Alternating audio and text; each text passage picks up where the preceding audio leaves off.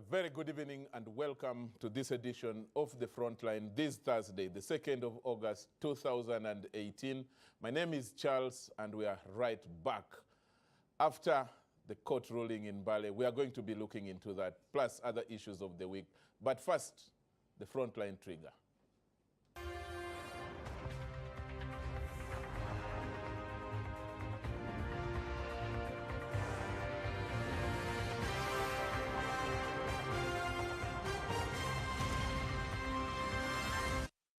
The contested constitution amendment process now heads to the Supreme Court as a section of the Constitutional Court petitioners express dissatisfaction with the verdict of the Constitutional Court. I have carefully considered Article 93 of the Constitution, which deals with the restriction on financial matters, and Article 94(4), which provides for private members' bills, as well as Section 76 of the Public Finance and Management Act 2015, which deals with the cost estimates for bills. The petitioners claim that the bill initiated by Honorable Mabirizi flouted this particular provision. With due respect to the petitioners, I do not agree. They seem to have misconstrued the import of Article 93. I do not accept that a private member's bill should not receive any form of support or facilitation from government or parliament. The parliament cannot and have no power to extend their own term for an extra 2 years, as the mandate given to them in 2016 was only for 5 years. More importantly, neither the members of parliament nor the president have any political agenda approved by the people for the extra 2 years. The week also ended with elections in the newly created municipalities as the ruling National Resistance Movement Party returned home victorious, with the main opposition party, the Forum for Democratic Change, emerging most bruised. Are there lessons for the parties from these contests? This is NBS Frontline.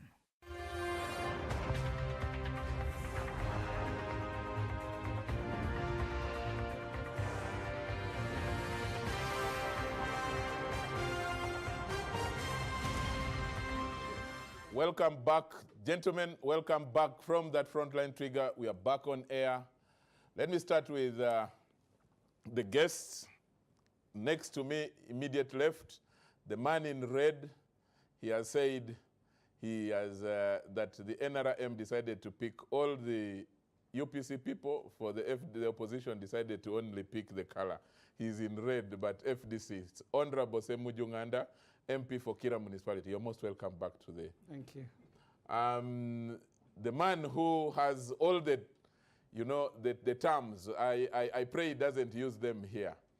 Honorable Fred Mukasa Mbidde, he is a legislator, Ugandan legislator at the East African Legislative Assembly, Yala, in Arusha. You're most welcome back to town. Thank you, Odongtho. Good evening, viewers. And I must say, he's the vice president of the Democratic Party as well, yes. Which is very important, a position. The man who is making the news, he made it earlier, and he's enjoying the limelight. Mr. Mabirizi Chiwanoka. He is a lawyer, not yet an advocate, and one of the petitioners in the so-called Mbale petition, constitutional petition. You're most welcome to the Frontline for the first time. Thank you, Mr. Charles. I mean, physically here, but you have appeared on the show before. You remember, from Mbale, Mbale, from Mbale, yes, online from Mbale, yes, with Sabiti. But you're most welcome to the show. Thank you. I'm happy to join you. I think the discussion shall be... I should enjoy it with your presence. Thank you. And the lone frontliner today, but he doesn't, he makes you not to miss anyone. you're most welcome back. And is the executive director of the Uganda Media Center. He speaks for government. He speaks for the NRM. And he's a frontliner officially. You're most welcome. Thank you, Charles Odongtho. I saw one of the cartoons in the newspapers had Mabirizi's petition overflowing almost up to the roof of the court. Over 8 reasons for appealing. But there was another interesting one, which the Attorney General, the Deputy Attorney General reminded me of, and that there was a cartoon, I think, in the Monitor about the petition. that while everybody is eagerly waiting outside for the doctor to come and announce that the result is out, people are asking, is it a boy or a girl? Then the doctor says, it is a child. Neither a boy nor a girl, but it is a child. Let's start from, we are going to be looking at the political and legal implications of the ruling in Mbale, and then we will also be touching on the recent elections that have taken place around the county. Let's start from Male, the man who petitioned, of course, together with Honorable Semujju, but starting with you. Did you win anything? What did you win? Let's start from the positive. Personally, as a petitioner, and we as a group, as petitioners, including Honorable Semujju and others, I think we won by 70%. What did you win by 70? If we manage to throw out MPs extension of their years from 5 to 2 years, and starting from themselves, I think that was a very big win on our side. Ask me why. Why? Right now we are fighting the remaining parties, President Museveni. If it was a team, now we are fighting now the captain, who has been allowed to proceed to the pitch, yet we are saying that the captain and his team should remain where they are. In other words, in military terms, actually, you have only killed juniors. The commander is there and more deadly. But the commander does not fight. And you know how long it takes for him to mobilize some other militias to come and fight. Okay. And basically it is, you see, it was so dangerous for MPs to include their term. And if we left it at that, it would mean that at one point, this country would go back like how it was during Obote. Obote and his MPs were voted in 1962. They were never voted again until when Amin toppled him. Why? Every time they could come to parliament and sit and say, we are deemed to have been elected. So this was coming. And with the powers which parliament has, because this parliament can even increase its payment without even any question. So they were extending that prerogative also to increasing their term. So that was very dangerous. It was very dangerous for our constitutional, the constitutionality of this country. So if you manage to win that, that's why actually you see even Ofono Pondo's chairman. Yes. Is now complaining because he's now lonely. His team is breathing fire. Of course, because he's lonely, and I expected that because his team is left behind. Do you believe in that? Believing in what? In the fact that he's, do you think that he's genuinely jittery about the the MPs being denied?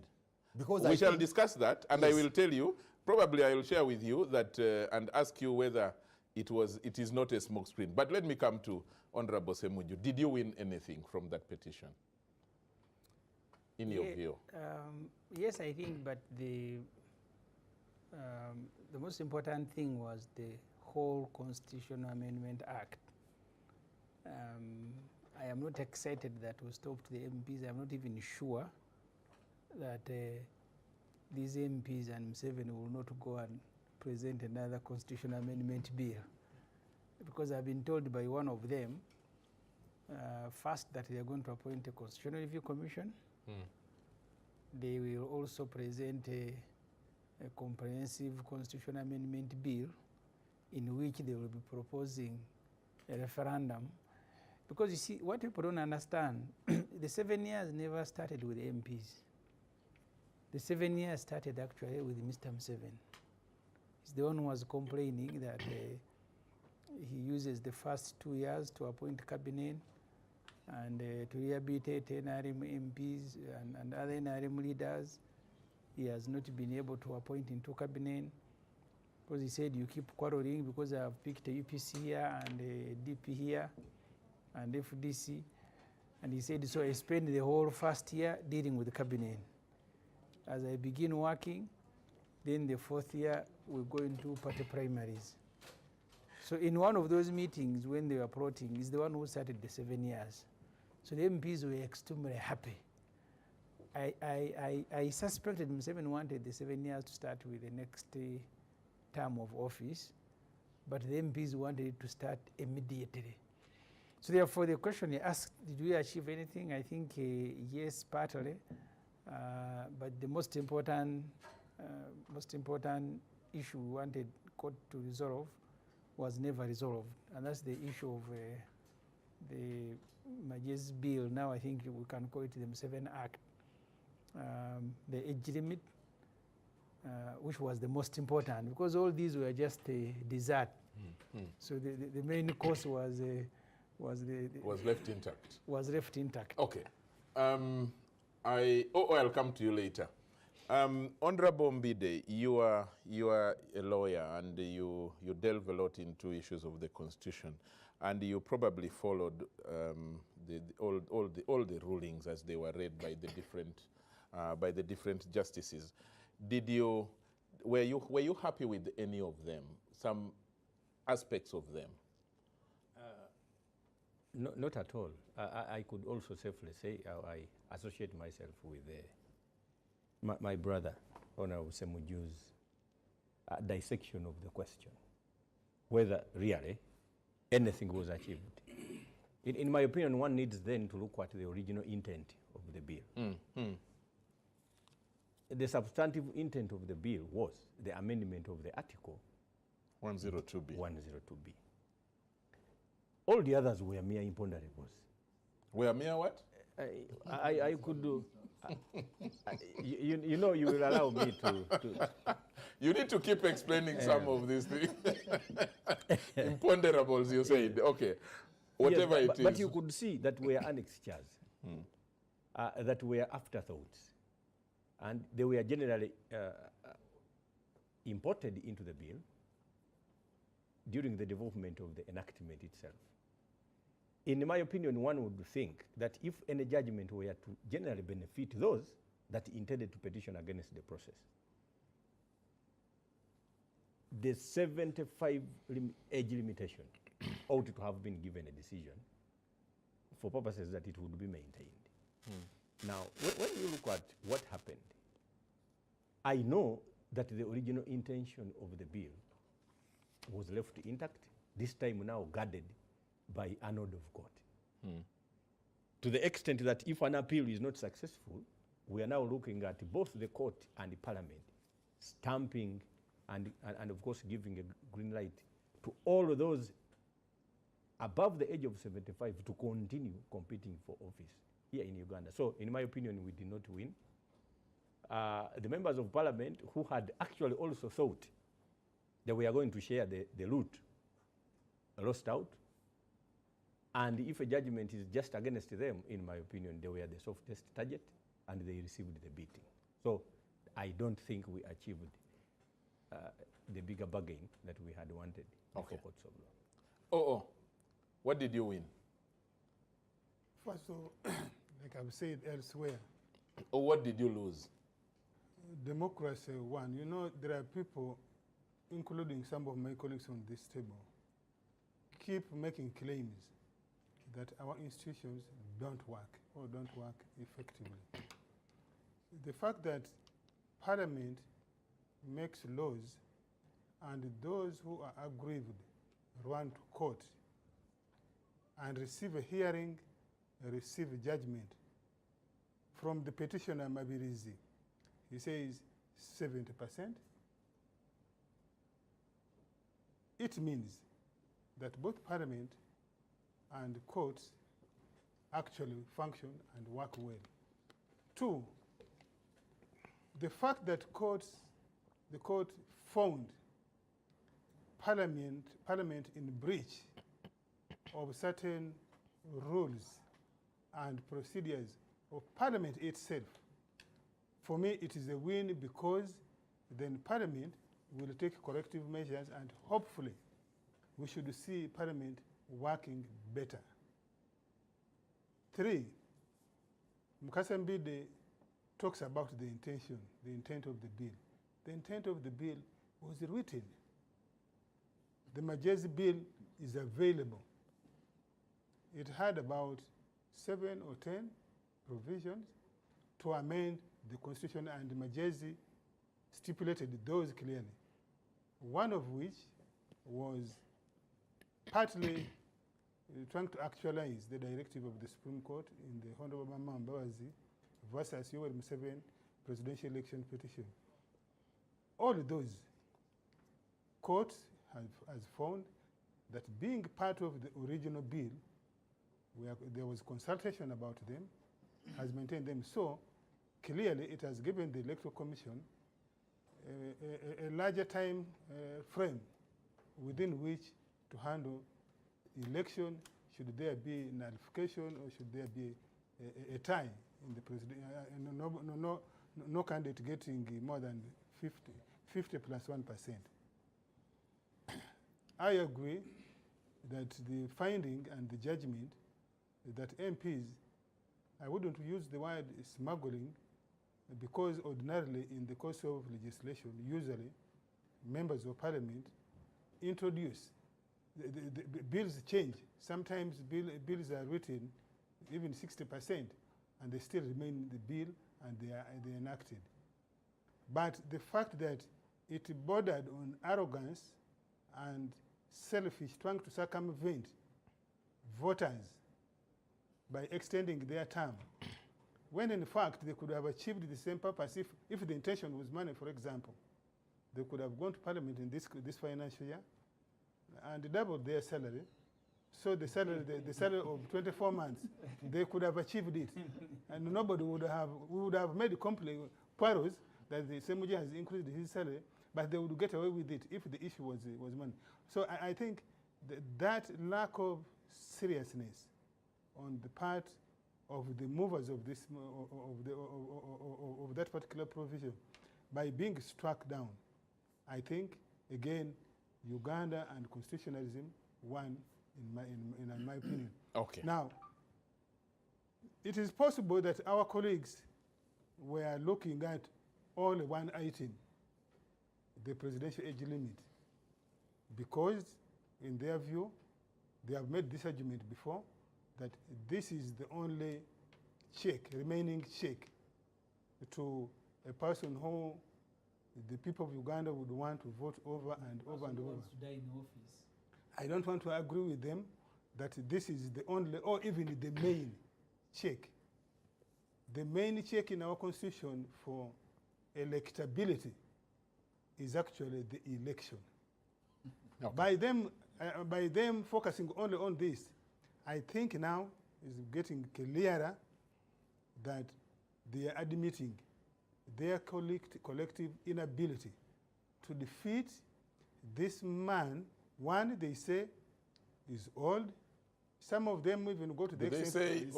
They say. Some of them go even to the extent of saying is senile. Third, they say he has not done anything to Uganda, for Ugandans. To the contrary, poverty has increased. These would be strong issues for them to put before the voters, so that the voters vote out this man. Okay. Honorable Mbidde, you want to cut in there? Of course, we have consistently had this claim that because we hold periodic elections, then obviously this is a test as to how good the government has performed. I think that is with undue, without regard to the quality of elections. Mm-hmm. And the Electoral Commission. Yeah, of course, that one now is part of the process. Is part of the process. The quality of election is such that it cannot evolve a substantive result on election of the president. What may be or needed to know is that we are looking at constitutionalism. And you know, when we mention that, people think there is no difference between the Constitution and the constitutionalism. There's a big difference. It is a huge difference. Whereas the Constitution is a document, constitutionalism evolves over time. A presupposition that a constitution can be followed. That is what turns it into a grand norm. Now, when you look at a government that marched into Kampala, vending an idea that they are establishing constitutionalism, turning out to be, the chief vendor is now a Sabalwani. Now, what happens? I like the word vending because... Yes, because you see, that was the idea. It was the moving swan song on their lips. Now, this is not the constitution that they fought against. It is not true. This, otherwise, is actually their only document. So when you turn around to declare yourself a chief fighter against the constitution, you almost turn it as if it is a manifesto for the opposition that must be targeted and fought article by article. to the extent that even a victor out of court is a victor against the opposition. While victory is determined in as far as you have amended the same articles you established. Now, for me, that is not constitutionalism. You can remove documents and establish new ones. But the culture of following constitutions, even when they are establishing restraints on the powers that be, that is what we would have called the constitution. And I know that the petitioners were seeking to preserve that. Good. Maybe, I just wanted to make some small point about the petition and the judgment. Maybe to recap from Hon Semujju. For me as a petitioner, my main concern actually, when I went to the court, to the Constitutional Court, was not whether these MPs cannot amend the Constitution or whether it cannot be amended. The question is, as Hon Mbidde was saying, are you following the Constitution? Are you feeling what are you complying with what the Constitution is telling you? Whether they go back and set up a committee, a Constitutional Review Commission, they do what and what, no problem. And actually from the beginning, Honorable Nsamba was telling the Speaker that, Madam Speaker, I'm proposing that we make a resolution that a commission is set up. And our complaint at Timbali, why we won, was that the articles Parliament amended were actually required a referendum. Required a referendum for them to be effected. So if Parliament is so serious that it wants to 7 years, now let them follow the procedure. And I don't think whether Article 92 of the Constitution will allow them to do so, because you cannot go to Parliament and make a law to defeat a court order. But whatever the case may be, if they are now willing to follow the procedures, they are willing to make a referendum, because the order is clear that they cannot extend their term, except when they have consulted the people. And why I insist that we want so much, because at least, no matter the shortcomings of the judgment, there was a clear signal that actually people are sovereign. That in this country, Parliament is not sovereign. People are the one who are sovereign. So I think the MPs shall now start to check on their actions, knowing that actually the people are sovereign. That's what I wanted to make out clear. Maybe before I come to Honorable Semujju, yes. What are you going to appeal? You have already notified that you're going to appeal. Of course, I'm appealing against, because my position, like other petitioners, is the process through which the act was amended was irregular and unconstitutional. And constitutions world over protected by procedure. I think even OO would agree with me that the only thing which protects constitutions is the procedure to amend them. Even if it's a village constitution, you say that to amend it, we shall need 70%. That's the procedure that protects it. So these judges are telling us that, well, the procedure was not followed. Well, there was violence. Well, there was intimidation.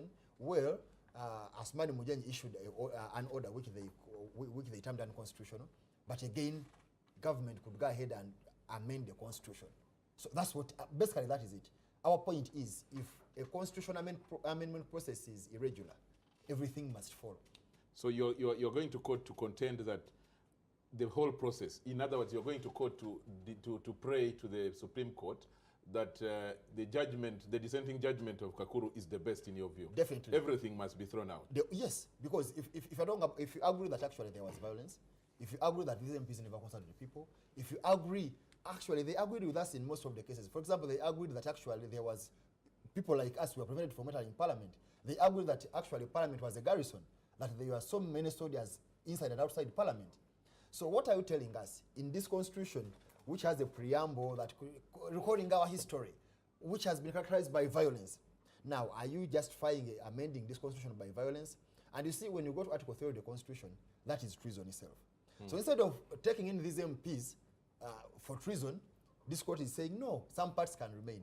So Okay. that's the problem. And if it remains on record like that, it means even if Semujju tomorrow gets power and he has his guns, he can bring them to Parliament, amend it, and then say, what was the substantial effect?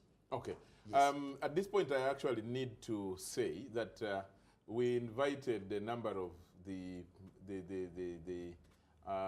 movers of this amendment of the Constitution in Parliament, the MPs from the NRM, but Kafuzi specifically had confirmed that he was coming, but he then just jumped ship and disappeared this evening and said he was not coming. We invited a number of others who were on the petition and supported it, but they decided that they are not coming to the show. I don't know why. They have developed cold feet, but that's for another day. Honorable Semujju, are you going to be part of the team that is going to going to appeal this ruling? Or you have made your point and you are stopping at this point? It's a judgment. Yes, a No, judgment. we have filed a notice of appeal. Together? No, separately. Separately again? We will follow the procedure, filing the record and filing the memorandum of appeal, in which we will be outlining grounds of appeal. But let me pick one point from what OO was saying, which partly answers the question you've asked.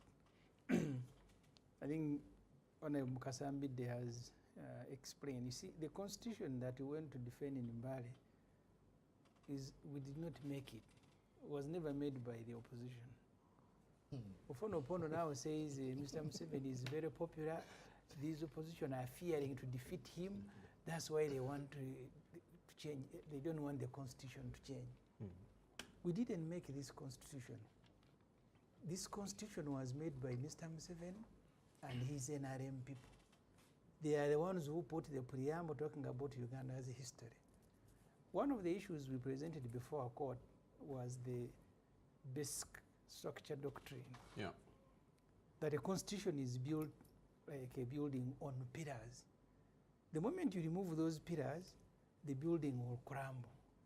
And the court said actually that we are going to use that doctrine in interpreting this petition that you brought before us. Surprisingly, they applied it only on the MPs. Only on the MPs. And when it came to Mr. Museveni, they didn't. Because you see, this constitution emphasized the issue of orderly succession. And that's why, Ofono, maybe I should remind you, in your 2001 manifesto, on 12 pages of that manifesto, Mr. Museveni said this is going to be my last term. I don't know, maybe he didn't know that he was popular. On 12 pages, he said this is going to be my last term. I am serving my last term.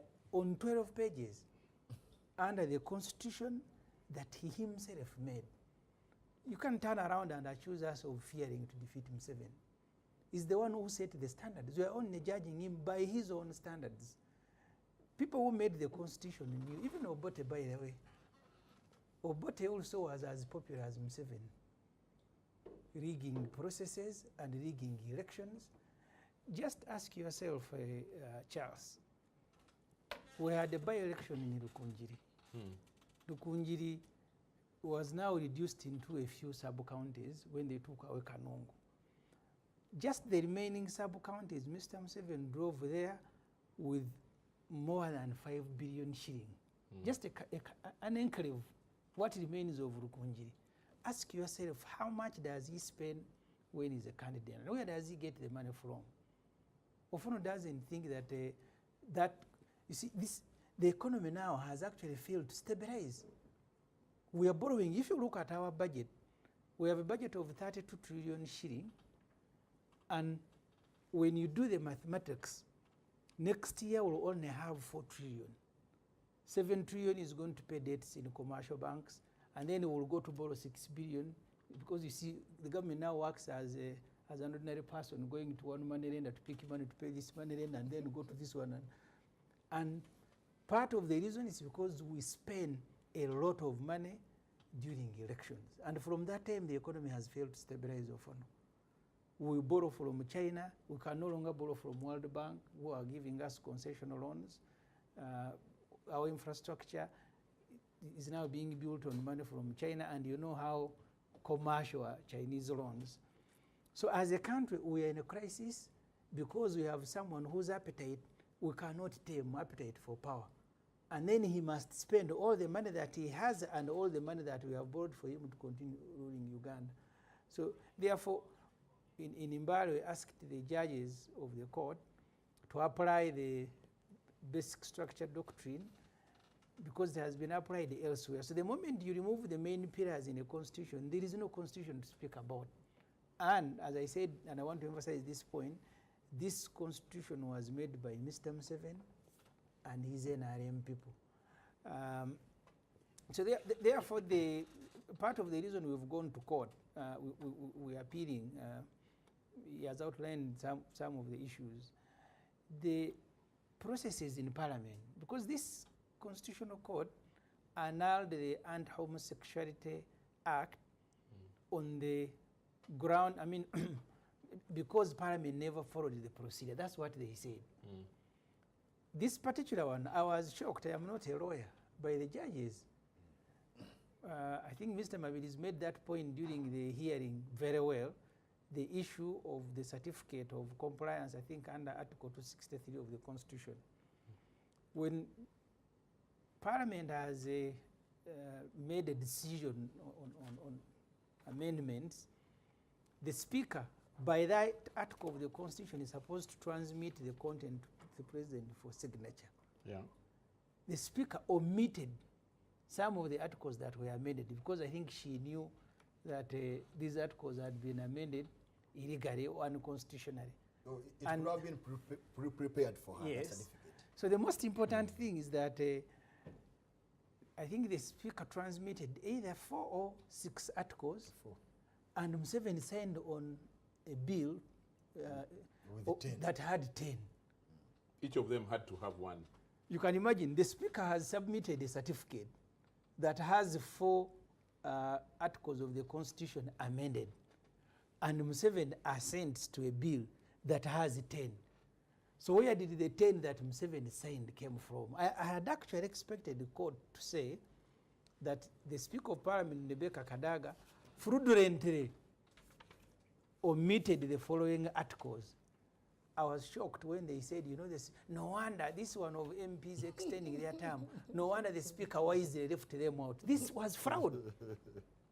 That Parliament has amended 10 articles of the Constitution, and you, as presided over, you only transmit 4. And the courts were praising her that no wonder the Speaker wisely. Maybe Hon Semujju on that point of certificate, so that will leave it alone. You see, we had issue number, I think, 9. The issue was whether they are sent without a valid certificate. So the court was called upon to determine the validity of that certificate. Essentially, the certificate was not valid. And they never answered that. They said it was not fatal. It was a wise But decision. they never answered whether it was valid or invalid. But looking at everything, it was valid. But an example is so simple that if you go, if you sit your name, and then they give you a certificate with a D1 in English, where you'll actually go to an F9. So what the court is telling us that your name can just use a pen and cross out the D1. The D1, because the D1 is a misreporting. Actually, you got a 9. And then make a 1 and 9. And then say, Mbidde, this is your certificate. And is that a certificate now? So Okay, that's the matter. you need to come in. Well, it is, first of all, it is okay for the Semujjus to use a thick brush to paint. I hope they will use this very thick brush to paint at the Supreme Court, because I believe they made some of these arguments in the court. Are they now saying that the 5 judges refused willfully to listen to these very good, sound, logical arguments? They did not determine them. Now, well, you made those arguments. We shall wait. Since you have appealed, we shall wait to hear the new arguments, the reinforcement we are going to make. But the basic structural doctrine, we amended the Constitution in 2005. No one sold. We amended for 1, to move away from the movement to go to the multi-party. The Constitution didn't collapse. That was a major pillar. That was a major pillar of that Constitution at the time being made. 2, we came and amended term limit. Our colleagues again argued and argued. They said, recalling our history. I think they are using this as a scarecrow. But it is in the... Yes, it is a preamble. It is okay, but they keep hyping it. They want to use it as a scarecrow in the hope that they can intimidate the unsuspecting public that if you remove these provisions, you are in trouble. We have not seen any trouble since those amendments. And therefore, and I think really these fellows are now listening to their own echoes. They are refusing to believe that they are wrong. They have not been wrong once, they have been wrong multiple times successively. And we shall prove them wrong once more. You have appealed, let us go there, we make judgments. Okay. You see, the And you see, that's why they come in and then rub in. When they win, the constitution is good, the courts are good. When they lose like they have lost now, then they say either the judges were bribed, you have heard them in the media, they have made these allegations, or they were intimidated because they can't dare touch what Museveni is interested in. All of these are scarecrow tactics of weaklings. Of weaklings. Yeah.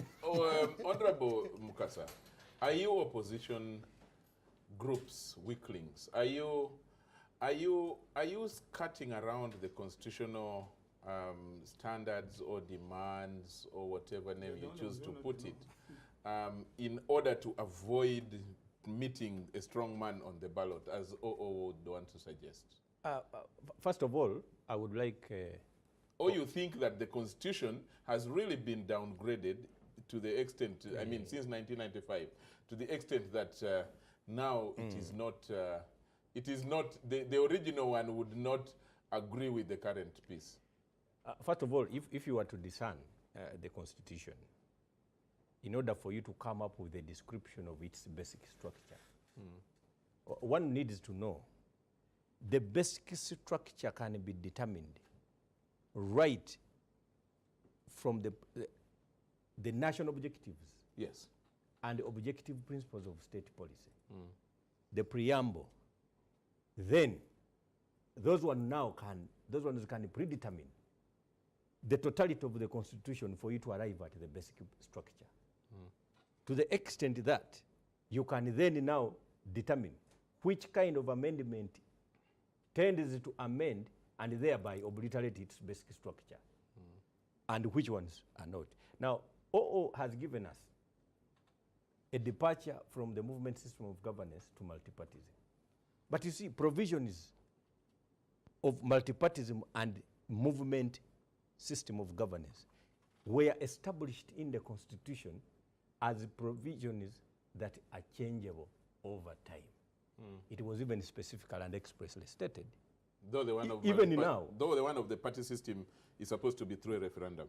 Yes, but they are changeable. Even now, yes, it is possible under the Constitution of the Republic of Uganda to go back to a movement system of governance, because there are provisions that are actually to the effect that in terms of determination by the people, we can still go back. So that is not. If Hon Mbidde could allow me, that is to ask him, which provision of the Constitution does the Constitution say cannot be amended? Yes. Now, you must now have to read the Constitution in pari materia if you want to arrive at its basic structure. You do not read one single provision. As a whole. You must read it as a whole.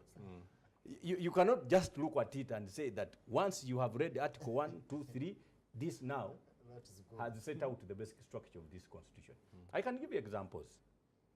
A basic structure is arrived at given the objective reasons that made it a logical necessity for a Constitution to be written the way it was. When you look at the Constitution of Algeria, for example, Article 73, it is specifically stated that for you to qualify for president, for president of Algeria, it must be predetermined where you lied if you were alive in 1954, the revolution of 1954 of Algeria, or where your family, which position they were when the revolution of 1954 was being conducted. So you understand that. That sounds like the one of Kamuzu Banda, which said the president of Malawi will be Kamuzu Banda. Now, that was intended to cure. It was intended to cure. And It was aligned under the principle of patriotism. It must be determined where you lie. Now, in Uganda, given our historical problems of personalities and persons clinging on to power and others getting into power, working on dead bodies, it was established that there must be limitations in accordance to times. There must be limitations in accordance to age. The Constitution of the United States also now looking at what George Washington was and his ability to be elected, re-elected, and elected, it was established that limitations in terms of terms would be established. So the basic structure of those constitutions can be determined when you read Imparimateria, the constitutions, and of course now, which have got a lot of regard to the historicity of the politics of the land. Now here in Uganda, the age limitation and the term limitations determine the basic structure. You do not touch them and think you have avoided You still have the old constitution as it is. That is the thing. And maybe if I can come in, there's another principle I argued, and actually they even did not determine it. You see, they had Which one is that? constitutional replacement. Constitutional replacement, actually, I argued it, I gave them authorities. That actually, there are articles that if we amend them, you have overthrown the constitution. And I told them term limits. Of course, that was some time back, but in this case, age limit. I told them age limit crosses across over 100 articles of the Constitution. I told them this president, the framers of the Constitution, gave so much power to this president, knowing that this president is neither too young nor too old. So they told him, you appoint electoral commission, UPDF, police. They thought they were giving these powers to such kind of person. So when you change it, you give it to a young man of 18 years to appoint a CDF, to appoint ambassadors, to, to do whatever it does, to manage our diplomacy abroad, to wage wars, or to a very old man, then the country is in trouble and there will be no constitution anymore. And I think that supplements this. I thought that is now goes back to the fundamentals, which you people call the basic structure. Nobody in that court, or by this amendment, has removed the principle that power belongs to the people who will. Nobody just, it is not the president who gives himself the constitution. In fact, they protected it. Yes, it is not the president who gives himself the constitution. It is the people of Uganda, through an election, that gives the president the constitution and therefore the power. No, those same people sat in 1995 and said, our president shall rule for I two thought, terms. I thought that is the dilemma of Honorable Semujju, that in the case of the MPs, that fundamental principle was left intact. And that's why but that in the case of the president, it was cutted around in order to remove the age limit and provide for him what Professor Oloka Anyango is now calling that the life MPship was removed and left the life presidency. I don't think we are arguing about the same thing. And by it is the same actually. That's why on this table and even in the judicial bench, it was unanimous that the MPs tried to be clever by half. Now, the judges found that in the Magezi original bill, including the item of age limit, rules were followed, and therefore you cannot apply the same argument. Now, if you want to be in the shoes of the judges, then you can be in the shoes of the judges. But that's the finding and the ruling, the judgment they made. Okay. Yeah, but you see, look at the neighboring countries. Funupondo doesn't think when you have one man and doesn't leave Burundi. The last time I was in Burundi, they are struggling. Almost the economy is completely collapsing. DRC, and Funupondo says now for so many years. Are they all men there? Have they stayed for long? They have stayed beyond the constitutional order. See, the constitution in Burundi and DRC is for 2 terms. So they've gone beyond the 2 terms, and that's why those countries are partly in trouble. And it doesn't matter how long it takes. Gaddafi was in power for 43 years. Well, now see the country. That's your common line of argument. So was Mubarak.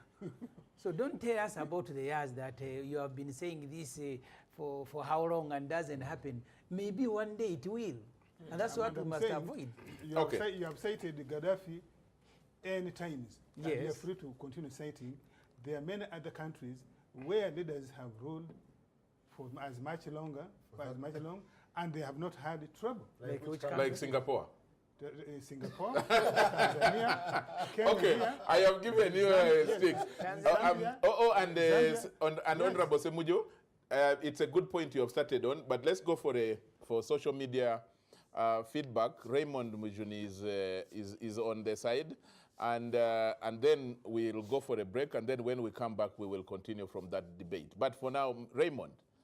Good evening, Charles. A lot of interaction happening on our social media websites here. We have Wabomba Derek, who starts us off saying, the opposition shall never win via courts. It's high time they change the way they play the game. Otherwise, I can predict the president of Uganda in 2028. I have Aboyo Margaret here who says, this question is directed to OO. Why did MPs selfishly import a bill to extend their term of office, well aware that the rule of procedure dictates that this is only possible during an emergency or war, but they still went against the electorate? That is to OO. I have Salik Kuchi here who tweeted us 13 minutes ago. In my opinion, the Constitutional Court was predictable, as many of us expected such a ruling of dropping 7 years and upholding the amendment of Article 102B. I just wonder why they had to take that long to read what the country expected. And Derek here again saying the verdict was very obvious. MPs scrapped off. The big man withheld his position of 7 years as expected, and the judges just did it. Of course, keep tweeting us on the hashtag NBS Frontline, and we'll put your questions to our panelists. Thank you, Raymond, for the social media interaction feedback. Continue bringing that so that we engage. And this is the time to discuss it before Male and Honorable Semujju and the team get to a confirmation for us that there is actually an appeal lying with at the Supreme Court, in which case we shall not debate it until there is a judgment, because it would be sub judice. But for now, we are going to be debating it, including we are actually allowed to even debate what the individual judges have done, and it's within our realm as of now. We are debating judgments. Yes, for us, we are now debating the judgment, which is okay. But let's go for a break at this point, and then we'll be right back. This is the Frontline.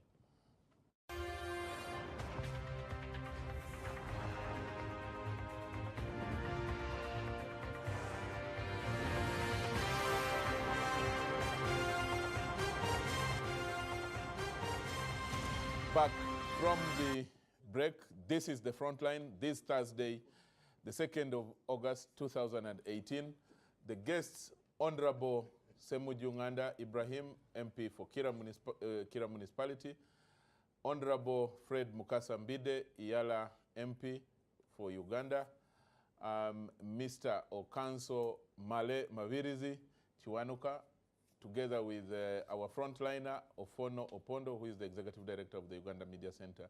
And we are looking, at this point, we are looking at the implications. I think we now need actually to move towards the political.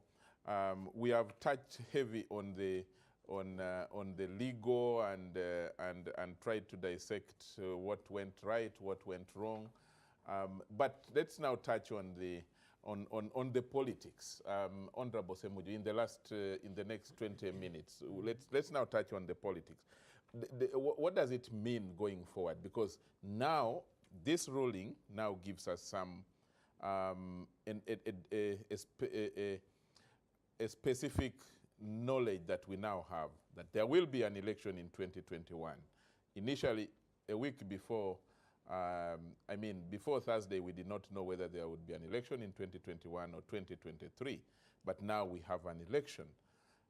Two, that in that election, President Museveni will be on the ballot paper as long as he's alive. That is also now a fact that we now know. And that's also a fact. Until rebutted. Because have you talked to him and they said he's going to be a candidate, or have you talked to us in the NRA? There is one time on the Capital Gang, you and Winnie Byanyima were discussing. I used to listen to the Capital Gang a lot. And Winnie Byanyima, or someone amongst you said, if it walks like a duck and quacks like a duck, then it is a duck. You see, so there is a movement that we are seeing. For But us, you will rebut that. You will have the chance to rebut that. for us, we use evidence. Yes. We can say there is no evidence to the contrary. Now, that is now, those are some of the things that we now have on the table. And you are going to be definitely a participant in that election as well, Honorable Semujju. How do you look at this ruling now affecting the next 3-4 years going forward? First of all, I am not sure that Mr. Museveni, if I understood the statement he issued, and he signed it from South Africa, that he's given up on the 7 years. Because he says in that statement that if the MPs follow my guidelines, and then we go to the people through wealth creation, we will cause these reforms. I think many people didn't understand. The truth of the matter is that Museveni is extremely vulnerable today. He's never been this vulnerable. And that's why it's just obvious. Why? What is the evidence? So the MPs, first of all, wanted the financial gain, but also a political gain from this constitutional amendment. They asked him for money, and he's been paying. He has so far paid 140 million shilling to all NRM MPs. He has a balance of 60 he hasn't paid. And this payment, something is done. I remember when Mbabazi announced that he will be standing for president, they told him, they conned him that Mbabazi is paying debts of 200 MPs, he suggested them. Then, out of panic, he gave them 150 each, which we are calling Article 150. I remember that. And that's why I say Museveni is vulnerable. The first time they extended his stay in power from 4 to 9 years, he never paid a penny. Today, that was in 1989? Today he has to pay for 90. For every major decision in Parliament. Museveni now has to pay because he's dealing with children. Museveni came into power when I was 12 years, 4 months old. Some of these shakers and movers within the NRM were not yet born. So he's dealing with children with whom they don't share any ideology, they don't share any background. So they look at him as someone they must con all the time for money. And in the meetings, things that people were afraid of saying, now they say them directly. Last time when he was meeting the caucus at Parliament, you know, he likes speaking about history, Africa. He said, please, we don't want Africa, we want money. and well, how did you get that information? It should be another person to ask me how. Then he said, okay, the rain will come this evening. That's the word he used. When was this? Towards when they were processing the Mabirizi bill, because he held several meetings, including one at that. So therefore, you now have a president who is vulnerable before the actors. Because people went to fight with Museveni in Iruwero, there was no money to get in Iruwero. There was actually a life to lose. These ones who are joining every day, they are just fortune hunters looking for money. And let me tell you, the economy is crumbling. We are in trouble. When you see Bank of Uganda saying inflation has been increased by they are also trying to be economic with truth. This mobile money can't change. They're just trying to find someone to blame. The truth of the matter is that it has become extremely expensive to do politics. The president can't get all the money. In fact, for the first time, he's paying installments. I never believed. 40 million, 100. They had refused to go to Chiboga when Nankabir organized the function for them to go and celebrate the changing of the constitution. They said, we are not going. They are not interested in Museveni, they are not interested in NRM. You just have a bunch of thugs who are looking for money. This country is in trouble. All the meetings he will hold from now onwards, it is money, it is money, it is money. Okay. I am told when he was briefing his staff, he said, I hope these MPs will not go around thinking I am bribing them. I am only helping them, they have debts. Because you see, this money is processed by staff, staff of the president. Because he must also speak to them. They see him every day loading money that he's going to pay MPs. So he said, I hope these MPs will not think that I am bribing them. Okay. So therefore, the politics you're talking about is that as a country, we are in trouble. The more I have Museveni, and I don't know, I just pray that the next president will be able to change, at least in the first 5 to 3 years, we're able to change the trend. When we had President Museveni on radio, I actually told him commercialization of politics is going to kill this country. And Museveni, being Museveni, said, I agree with you. This is something I have been fighting. You can I'm going to bring you, on this one I'm going to bring you towards the end so that you can respond wholesomely. Honorable Mbidde, I know that you are in Arusha, but certainly you have a foot here that is following and actively participating in the politics. Are you worried by this ruling? Are you worried that you will DP that you represent, that you die for politically, will meet another man that is stronger, that is still strong, as OO says, and that you are still going to contend with President Museveni on the ballot paper once again? First of all, if you have got a faulty weighing scale, it is not wise for you to determine out of all materials being weighed, which is heavier and which is not. So in Uganda, we do not have a substantive weighing scale for those who are actually voted for and those who are not, especially when you are talking about a president of Uganda. Democracy can apply elsewhere, except at the main seat. We attended... Yes.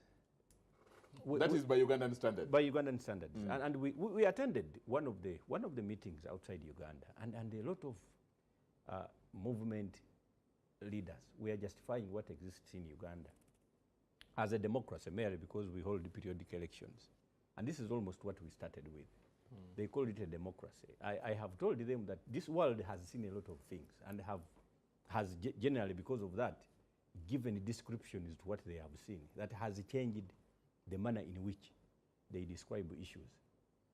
Instead of a democracy in Uganda, the periodic elections that we hold, where the quality is so flawed, where the weighing scale is actually maintaining a measurement for President Museveni, even when he has not actually stepped on it, then this is not a democracy.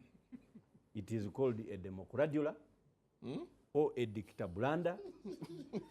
If you want to understand what it is, you use the science of porridge. The science of porridge? Porridge in a cup. Which definitely, if you touch on the surface, you will think it is even cold. But whereas inside, it is extremely hot. Now, that is what is existing in Uganda. It is impossible for you to tell me that we have had any declaration of a winner of a presidential election in Uganda that is in tandem with the actual vote that has taken place in Uganda. Because one, the person counting the votes has been given details of what should come out. Actually, what is happening right now, Hon Semujju has told you the amendments that would take place, even the increment of a term of office from 4 years to another 5 and everything, including the enactment of the 1995 Constitution. All of those processes did not attract payments. Why? Because that was still leadership. Today, every entity now thinks they are in a conspiracy to continue leading somehow. So conspirators need to be paid, and they are paid everywhere. So you are calling the MPs, I wish they were here.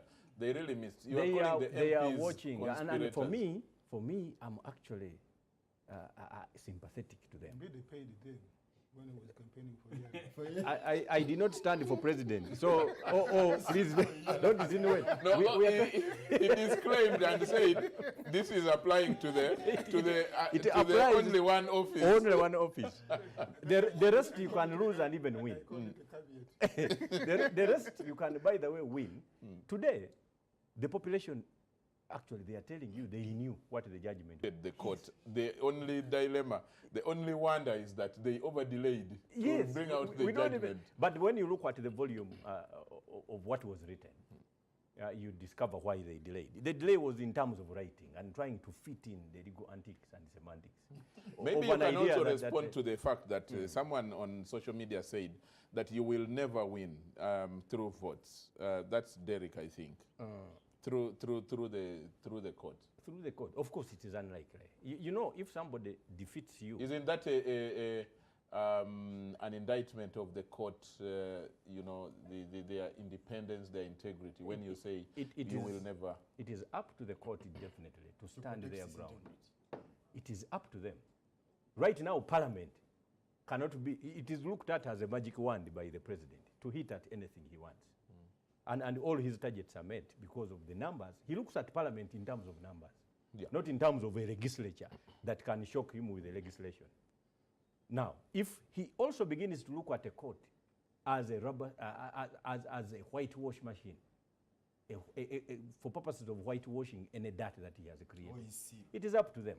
The courts have a duty to erase that kind of image. Kenyan courts have tried. Ugandan courts must try. The Burundian court has failed. So we don't want a court that fails to South Africa on that duty. South Africa, they're in a class apart. You cannot even, you don't think. They started on the sitting president. He has exited the position, Zuma, and they are pursuing him. Yes. You see, so now what is happening in Uganda? They know that whatever is happening is a conspiracy for one man to continue in leadership. So he's the one to pay the price. Everybody else, every institution, everything is the question. And the President Museveni is the answer. Okay. So now they want the answer in monetary terms, wherever it goes. Mr. Male, someone said that, I want to take it from one of the persons on social media who said, we predicted the courts. That to me is, if the Honorable Owindolo is watching out there, or Honorable Bat Katurebe. Honorable Bat Katurebe, I know, watches this program.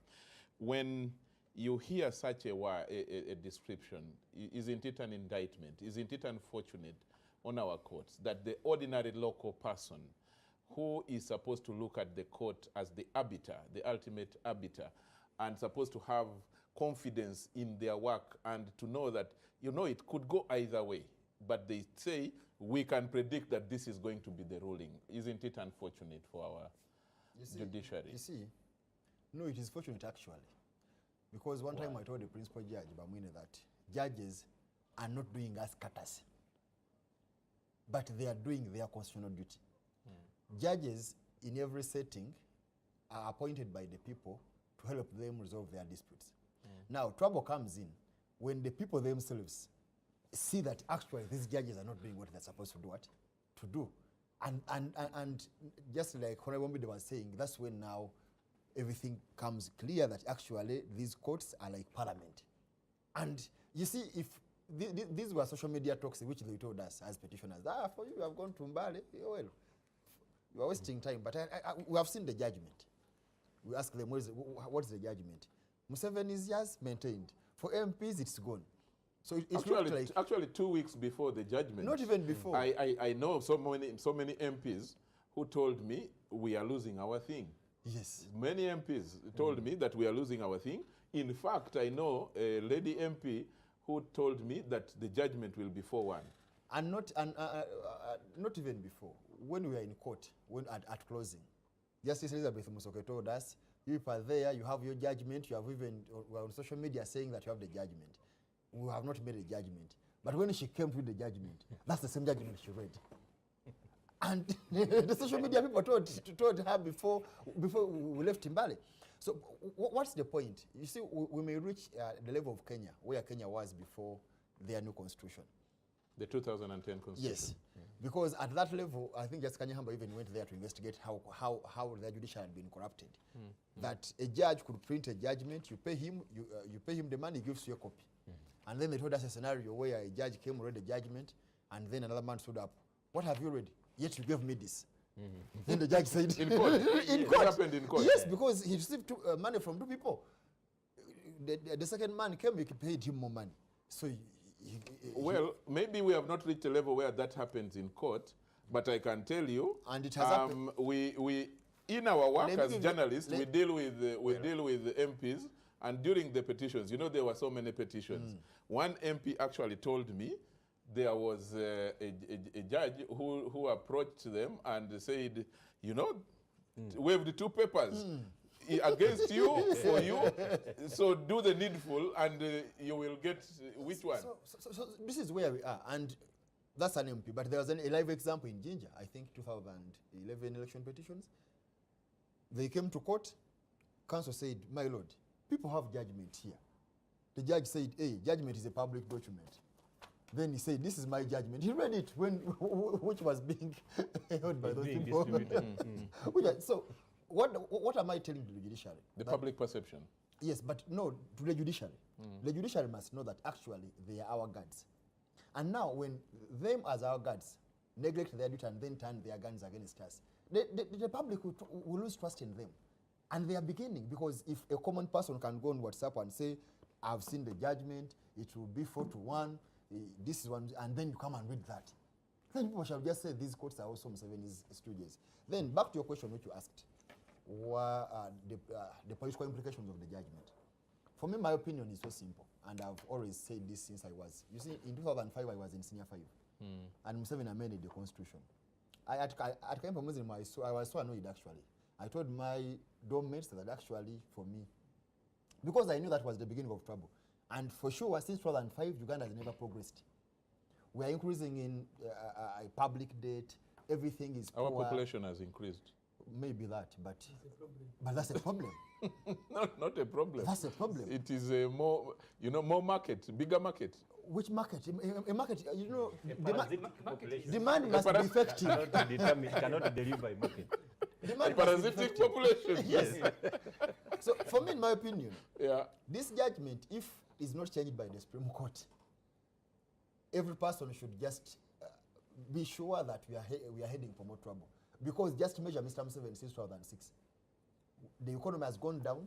When it came to 2010, when he was fearing that maybe those riots in Arab countries would come, he depleted our reserves and bought firearms. And then where the dollar then rose up and where we are now. So you are in an economy where you have a very big public debt. We are just politicking. Recently, we have been voting municipalities. But I mean, why We are going to discuss that. Yes, but no, it's also part of what is going to come after the judgment. Because Mr. Museveni will again continue to create more, and illegally. And then for me, I don't think that if the judgment remains as it is, Ugandans should just fasten their seat belts and know that we are headed for trouble. Okay. You have had so much, and so you have a lot on your plate to respond to. But there are some people, I don't know if I saw this in Oloka Onyango's book, when the book they released recently, when courts do politics. And there is a writing to the effect that politics is part of the superstructure or something near that. Is that what your family believe in, and that all these are part of, you know, whether it is the Constitution, whether it is the ruling of the Constitutional Court or Supreme Court, that we shall await, that this is just politics being played, and that maybe we should make our people know that actually this is politics being played at another level, just like maybe the military would. Well, first of all, let me start with Mabirizi, who says if the Supreme Court does not overturn this judgment, We're headed for trouble. Then we're heading for trouble. That's one way to blackmail and intimidate the Supreme Court. That they must do as Mabirizi wishes. That's when they are independent. That's when they will. You made the point. Someone else has said with or without judges. Yes, that's one way to blackmail. He's attempting to blackmail. But I think there are men and women of integrity. They are not going to be influenced by the runs that we make on Frontline. On the front line here. I don't think so. Even that one. You see, if you think you have a right to dispute, to be unhappy with the judgment, why do you think Museveni should not have the same right? President Museveni is like, he's not, at least he's not a petitioner. So it's like someone who has gone to the market. But he's a main beneficiary. He's like somebody who has gone to the market. Both petitioner and Museveni have interest. No, and he's given the bond, so he complains along the road. So really, I don't think his complaint is going to change the position of the court in this judgment. Yeah, especially after it has been made. Yeah, the one they have made. I don't think he's going to do so, and I don't think he's going to disregard to implement the decisions of court. So that's point number one. Number two, about the money. The parliament you're talking about, NRC, did not behave like this parliament. They did not increase their salaries. In fact, they traveled in pickups, single cabin pickups. And those Nissan lorries. Yes. So times have changed. It is worrying, not just the NRM MP and opposition MPs, by the way, are costing the president for freebies. It is not just NRM MPs. If it wasn't for fear of litigation, I could name here FDC opposition MPs who have gone to the president and asked him. Yes. I like that. And if it wasn't for fear of litigation. To contribute for them money to complete houses. I know, but you know, if it is the truth, you know that would be a strong defense against defamation. So just say it. If it is the truth, or paying school fees for you have your defense on your tuition for their children. So, yes, the caliber of leadership. Even traders. The caliber of leadership, yeah, there are traders who have gone to the president to ask for favors. Ideally, we should have paid tax for him. Yes. So, they don't want money from him. It is a worry. I know Oho likes talking about religious leaders. He's going to bring in that as well. That has been given, it has been brought by you. You saw them getting 500 million after complaining that the president plants spies on them. So, it is a worrying trend. Our position really is MPs, NRM or not MPs, or no, NRM or not NRM, ought to remember that leadership, particularly where they voluntarily choose to go for elections to serve Ugandans, they should not hold Ugandans, including holding the president, to ransom or behaving like they are mercenaries. It is a worrying trend. We need to check it. If we don't check it, I agree with Semujju. We are headed for very, very serious trouble. You know, the same PPS to the president one time was appearing before a committee and she was being asked to account. Said, but even you come for the man who asking me. Yes. The same thing. The same thing with this before a committee. The attitude, you call it glutton. This attitude of members of parliament and elected leaders generally, thinking they have right of way on everything. But the beauty of it, by the way, is helping create a serious contradiction between elected leaders, between MPs, and the general population in Uganda. Why do you think the attrition rate in parliament is so high? It is partly because everyone thinks it is only when you go to parliament, that's where you will make the money. Actually, on average, constituency. You can actually even add, some people have argued that the increasing levels of violence in politics, in campaigns, is because of that do or die. If they don't listen to wise counsel of the president, both of the president, of Mr. Semujju here, and other people, they are going to be in the trouble themselves. You have seen, as we have said here, some of them, in spite of the fact that Semujju claims they have got 140 million, some are in hiding from creditors. The money is never enough for them. Because if your constituency... And that was on top of the one for vehicles. Yes, if your constituency hears you have got 29 million, it is small money, yes. Or they hear you have got 100 million like now Semujju claims, then how much are they going to demand? That's why they have to buy Porsche for funerals, buy blankets for funerals, buy saucepans for funerals, buy coffins and so on. So they have become burying MPs, not MPs whose job should be to save life and so on and so forth. Okay. So, but about the political implication, whether President Museveni stands or not, I think Whether? Do you have any Well, doubt? yes, whether or not. That decision hasn't been made. I want to talk about decision that has been made. That was embedded For- in, yes. the, You want to be on the safer side. in the attack on Parliament. Yes, for NRM, we would want to put up the best candidate. Captain. Who Captain for the team. the best captain for the team. How do you If choose by him? 2021 we still judge that Yoweri Museveni is the best captain to lead us, because he has led us well before, he helps us win parliamentary seats and other positions, the decision will be made by NEC, by the National Conference. I would appeal to our colleagues to really go out. They have enough time now. If what you are claiming is true, that now it is certain Museveni is in the ballot, will be on the ballot, they cannot plead that they did not have sufficient time. I don't like betting, but you Yes. put money. And You put money. They can now not plead that they didn't have sufficient time to know who's coming. No, what I'm saying, Finally, you about must the put some judgment. money that if Charles's prediction Why should goes through. I don't bet. Now, about the judgment, where the people have the judgment in social media and so on.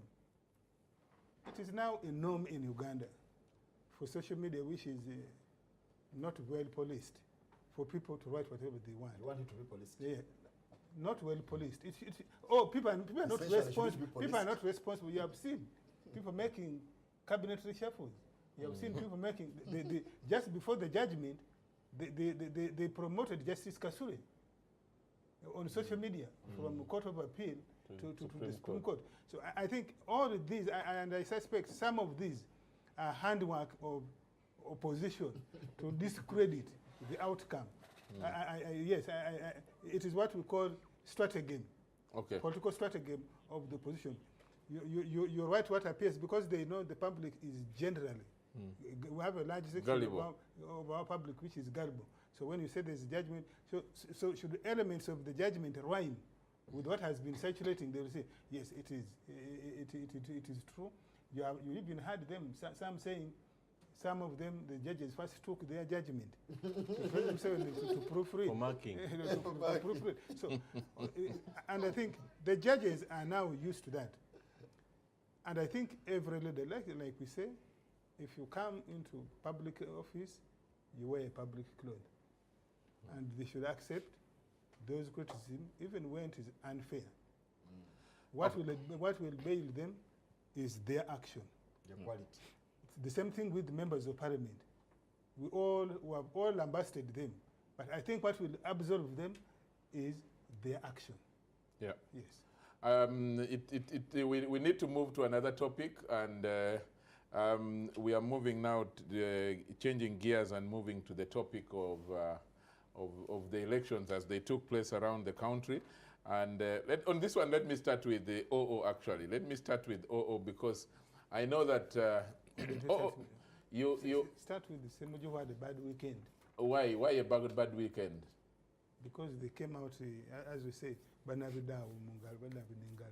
in the hand. They came with nothing. With nothing in the hand. And yet they had raised so much hubris for a year.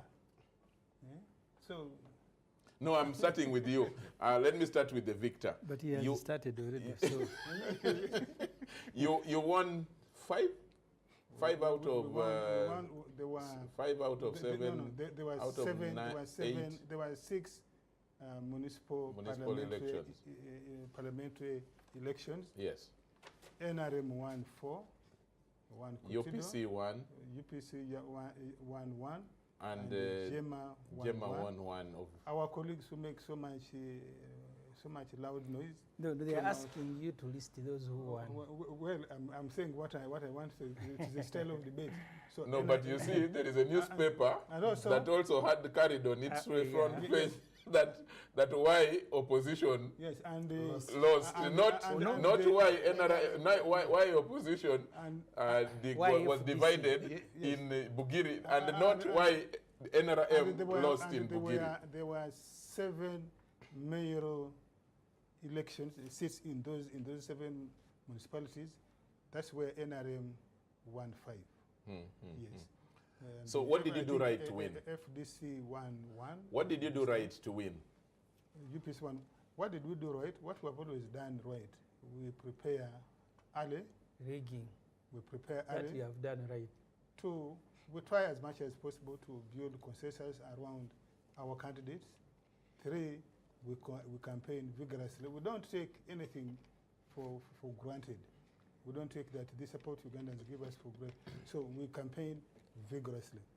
I think majority of Ugandans, in spite of all the difficulties Ugandans are going through, they still believe that the NRM is the best, is the most capable political organization to lead the country. And so, and in this election, if you remember, if you recall, it has been kind of mini national election. Why? Because almost all these 7 municipalities were in different regions of the country. Across the country. One was in Karamoja, one is in Lango sub-region, one is in Western sub-region, 2 in Ankole sub-region, and 1 in Busoga. To see that NRM... Have you counted West Nile out as Western Uganda? I said West Nile. I said West Nile. You did not mention, okay, but it is West okay Nile, now yes. that you have mentioned it. I think this vindicates, and you see Honorable Semujju here, particularly after the amendment of the Constitution. Honorable Semujju, 1, I had said these MPs should not, NRM MPs and NRM generally, should not be touched by the electorate. And remember, these 7 were coming a week or so after the LC1 elections, where in many cases, I think up to almost 9,000, FDC did not present candidates for LC1. So we asked them, where is the structure they have been talking about? Power 10 and people's government. That the members of the people's government could not even accept to be candidates at the lowest level where the people are. Okay. And we are now going to have another 6 districts in the next 1 month. You're creating another 6? No, the Semujju is already created. The Semujju is created. Is this out of the 119? Yes.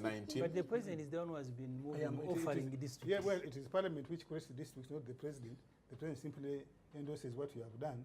There are 6 districts the list was brought by which are going to elect women members of Parliament in the next 1 month.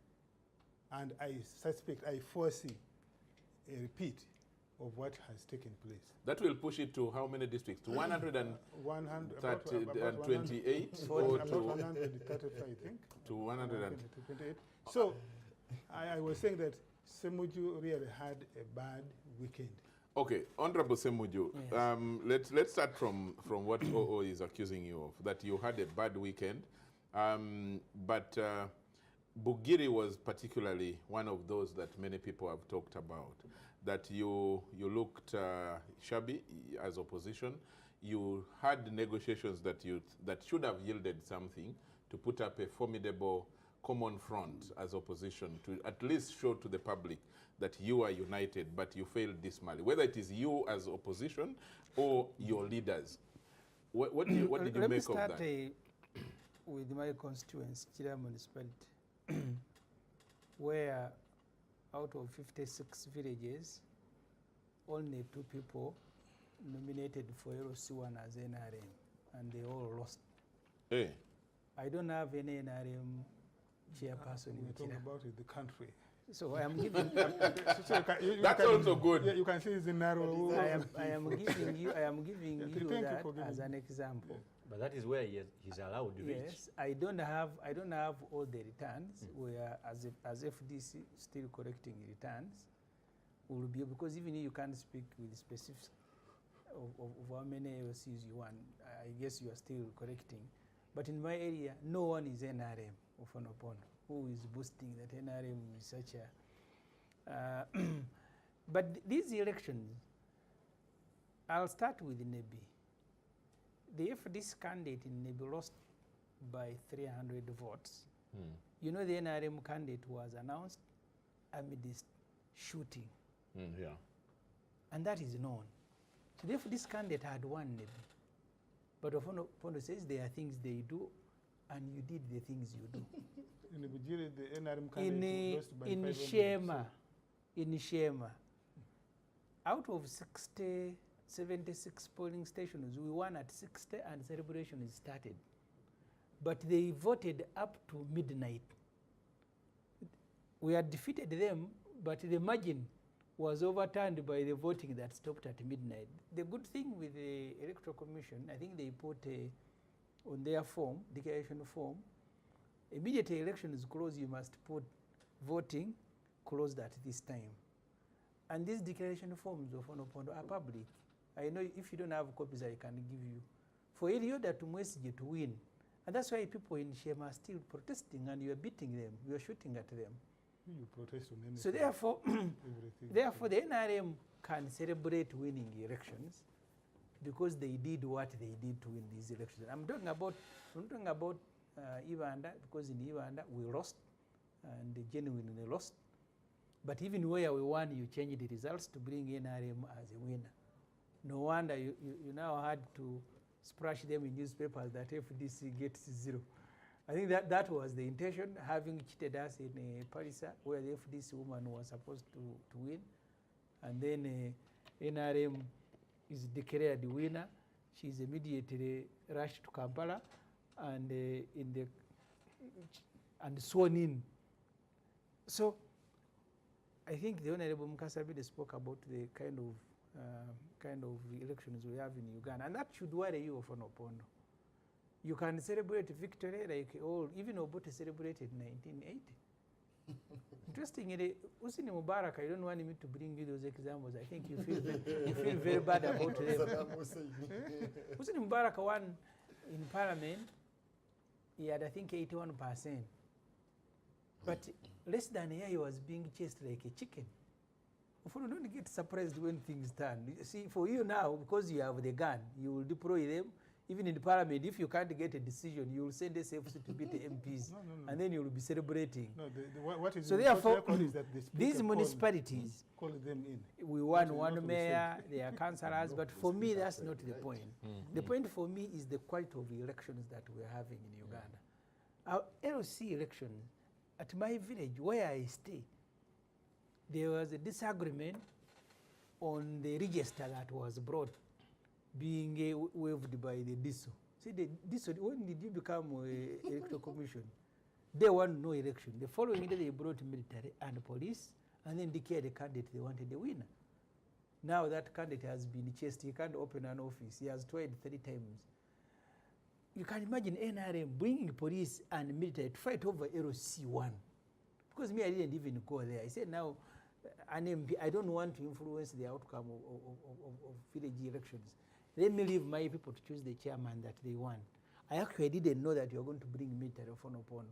So it worries me that this country can have elections, 33 years of Museveni. Either he must use money. When he fails like in Parliament, he will bring the military to beat up everybody. You remember, and the court was very interesting. They said the MPs had to be beaten because the Speaker of Parliament had an order, and that order had to be enforced. But the owner of the order was complaining that you fellows, why did you come, begin beating my people, and also evicting those that I did not read? And then the court said, no, it was okay, they were enforcing the Speaker's order.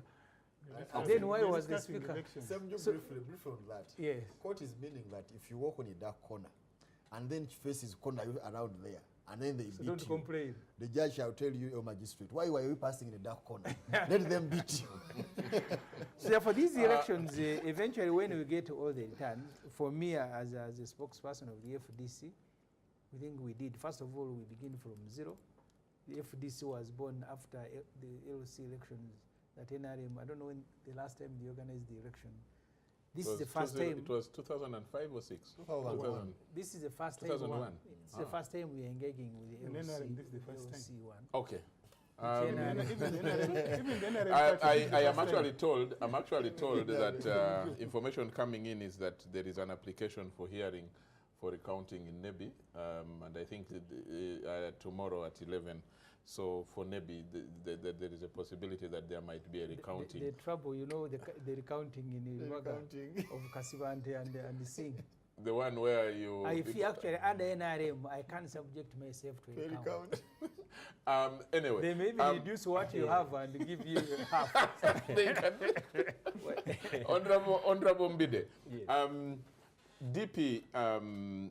DP supported my friend Basalirwa in Bugiri. And I need us to keep on that a bit, because I need us, you see, it is also important to flash the torch on the opposition as well. Whereas you cry foul a lot, and that, yes, we can understand that, you know, the NRM is in power and maybe you are the disadvantaged side.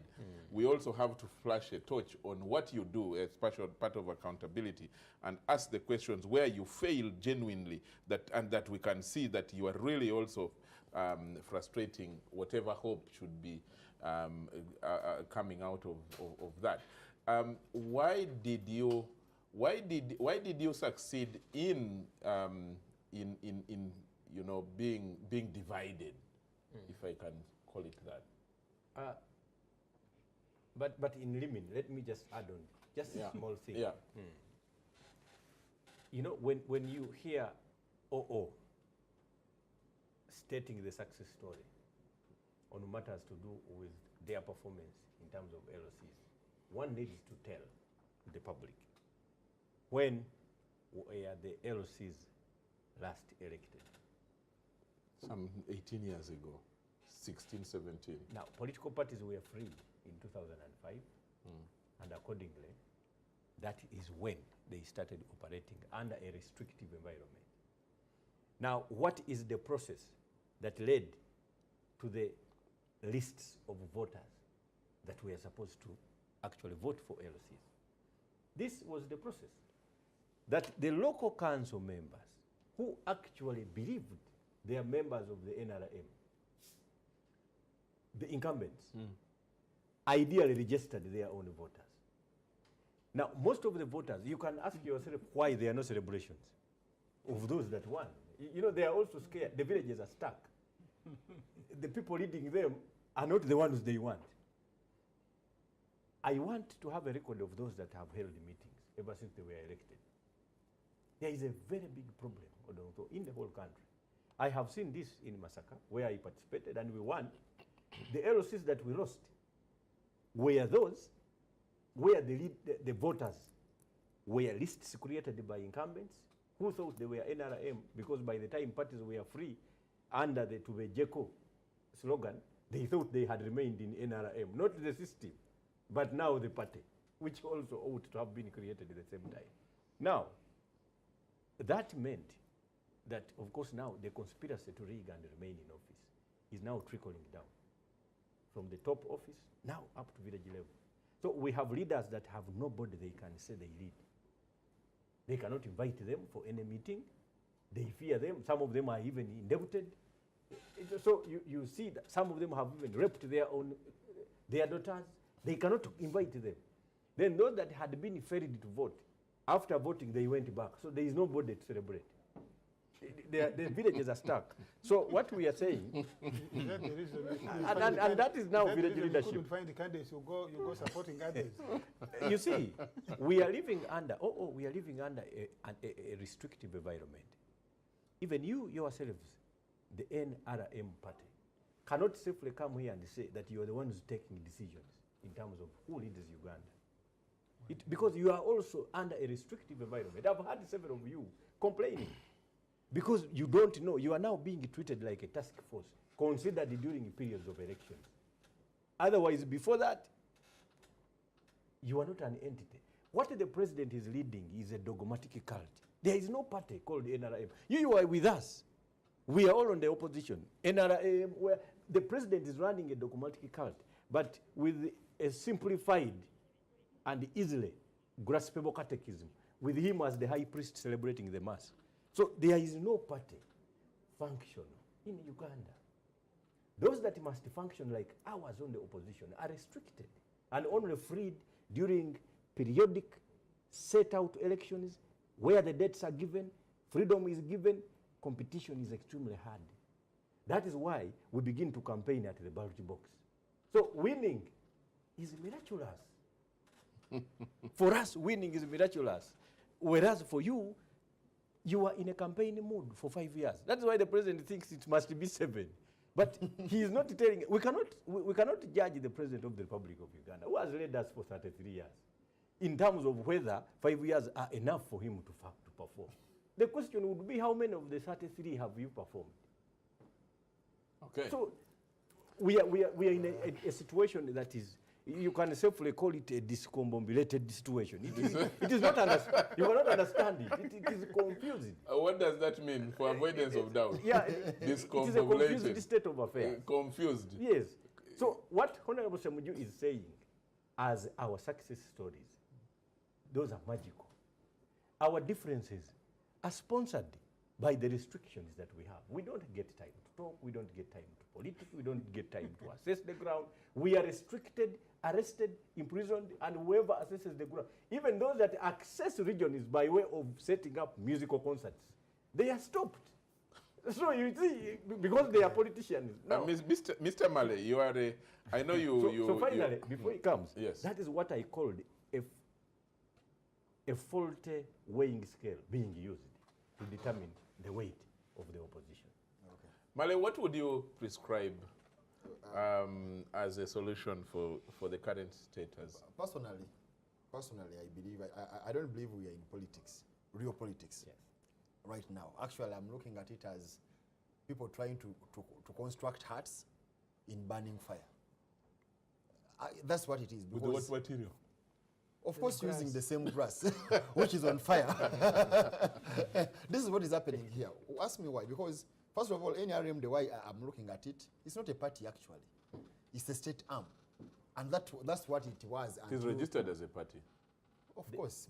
And you know you are a lawyer, so the legal entity exists. The same movement system was inherited by them. And actually, I think someone told me there was some argument about what should be a party. Some people like Anyamba were saying, no, we should not use NRM because this is the same movement. Let's form another party. He said, no, let's just add there the word O. So he said NRM O. No, the lawyer.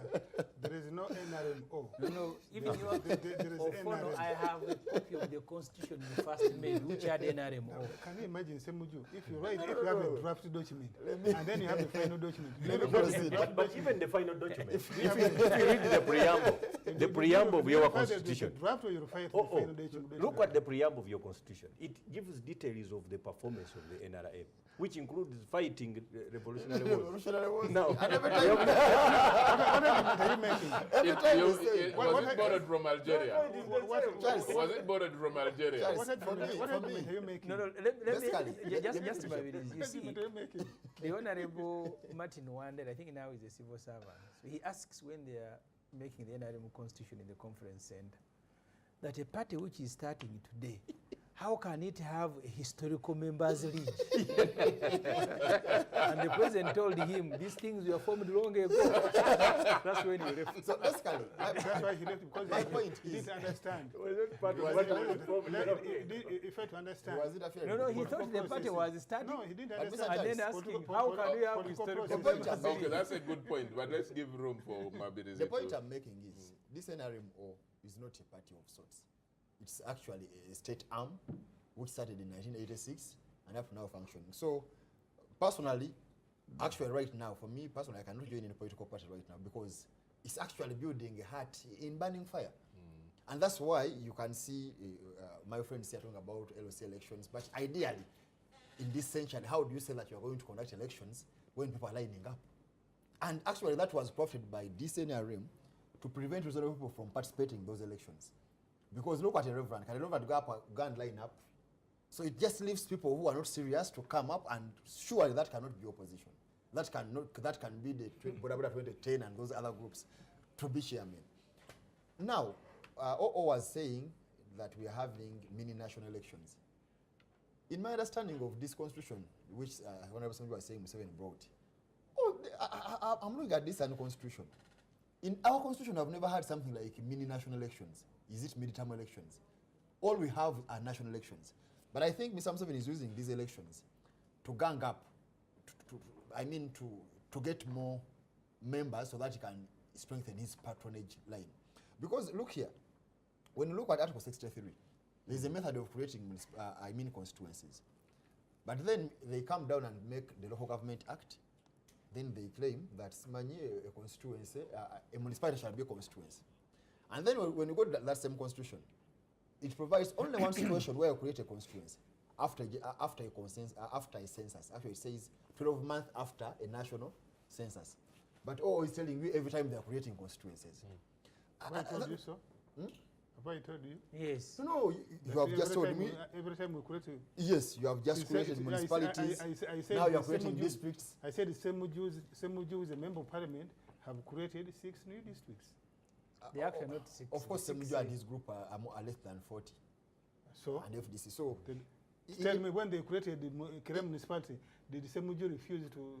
When was it created? After census. After census. But I found a constituency where... Actually, I'm talking but about my point Kerem is, municipality. It my doesn't point matter. is, If they are dividing it, for me, my point is, what do I stop? the Let's foundation listen of to all this, for me, I may not debate the results, because actually, you just thank Basaidwa for trying to build a hut amid this burning grass.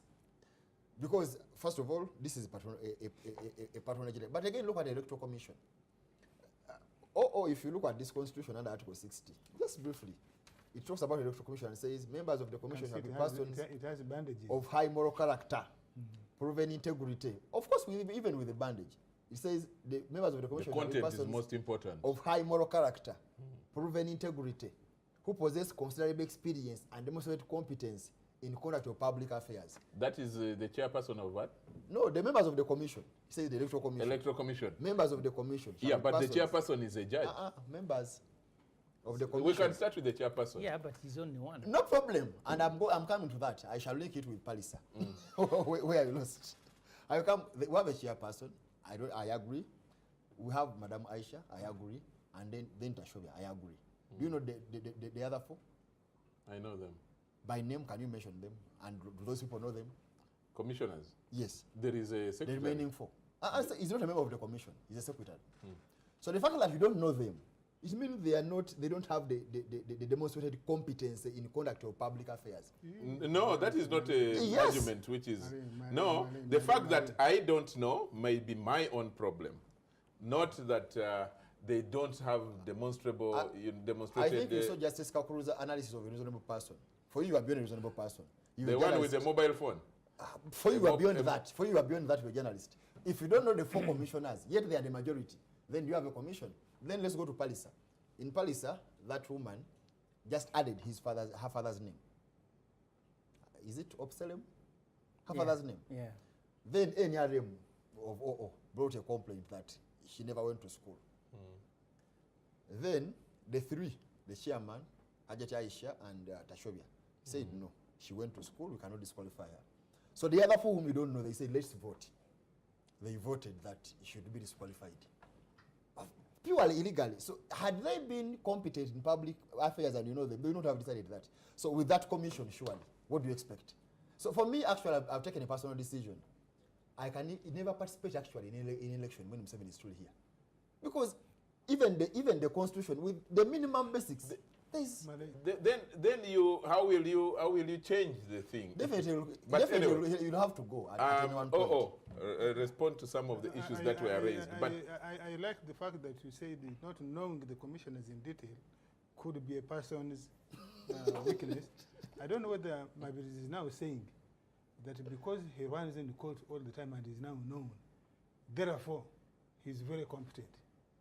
I think that commission, first of all, they went before Parliament. You can fault them. Where Parliament sits in the dark. Parliament sits in the dark. Well, I don't know. No journalists. I don't know about darkness. I know that Parliament sits in public. Their proceedings in public. Public appointments. Or at least if it is not in public, the decisions are known, are made to the public. Now, if there is anybody who has a reason whatsoever to challenge nomination of a member of a commission, can do so.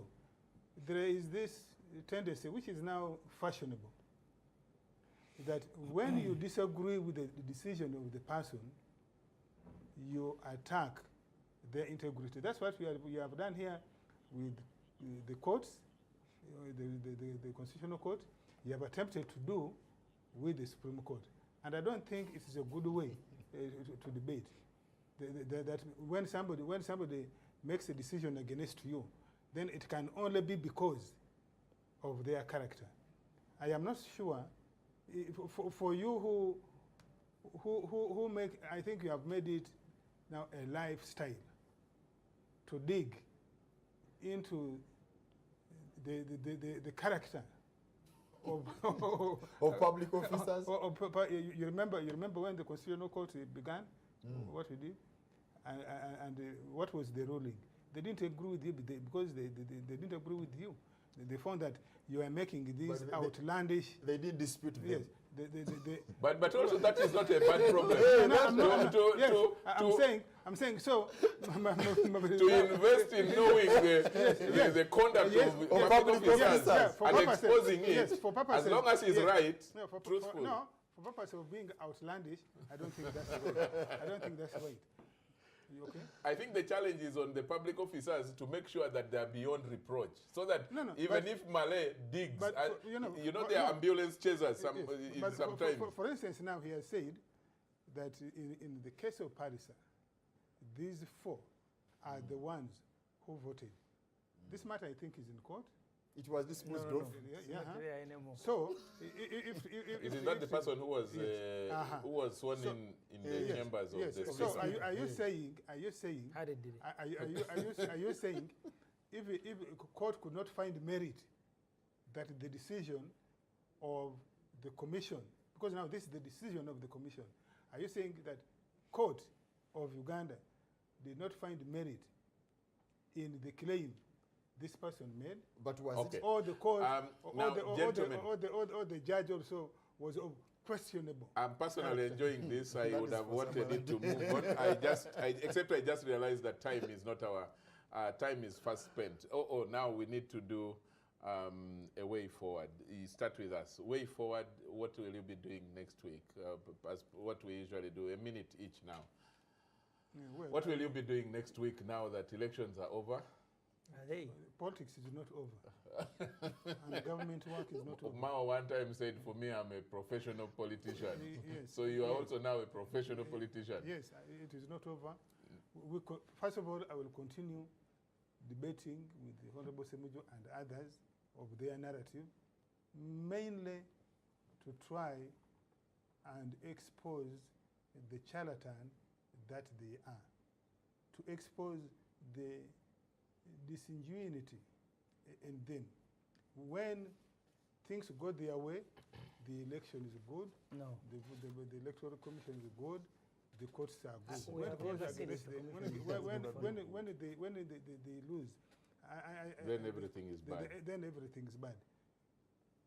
Secondly, I hope that what I do next week. Are you going to Nebi with Ozombo, actually, with President Museveni? He's going to fundraise for war girls. No. You talked about the patronage system. For us, we have also decided that to invite the president to come and help. War girls is celebrating 50 years. It was, I think, the first girls' school there. So we have invited President Museveni to come to Nebi and also give us part of the national cake on Saturday. Well, that's not the only national cake. You people of Zombo and Western Nigeria, again, you have got a tarmac road, you have got electricity, you have got water. But we got eclipse and... It is, yes, we got even eclipse. Under the NRM.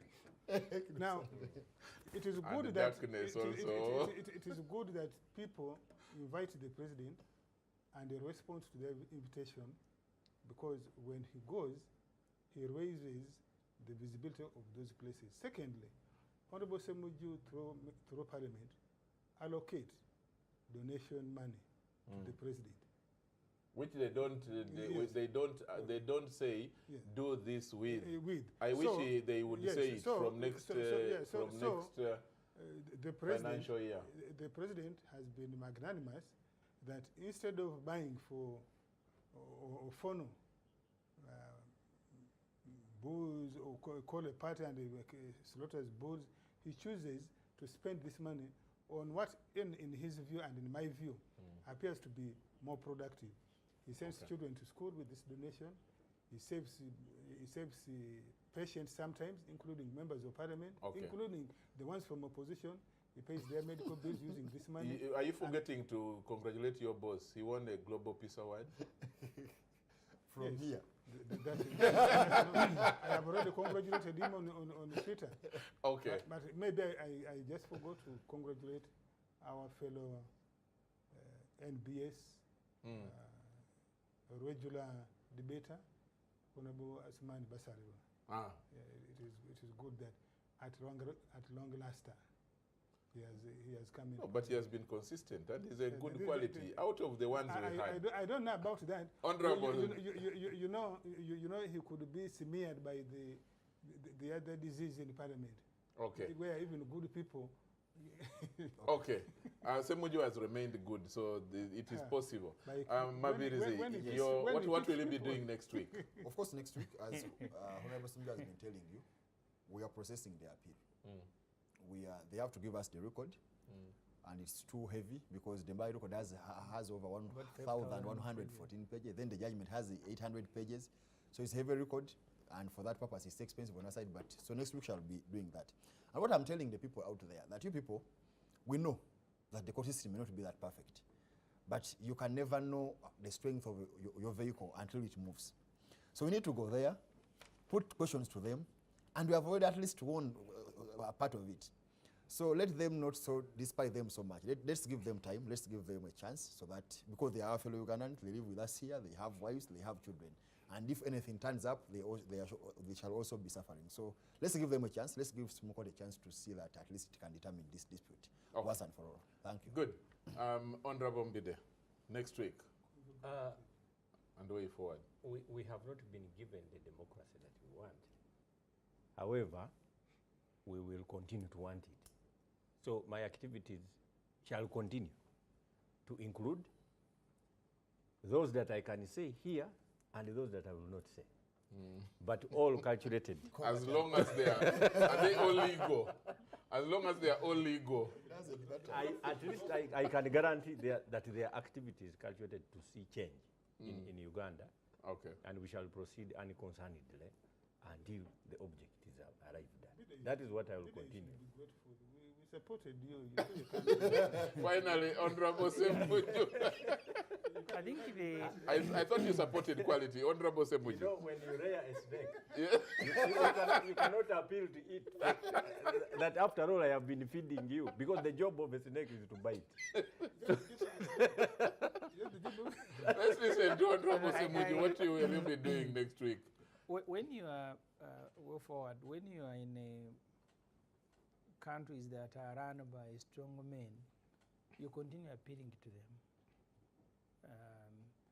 Because it's possible to remove them, but you may also lose a country in the process, like it has happened in Libya. So you continue praying for some smooth transition, maybe the way it happened in Ghana under Rawlings.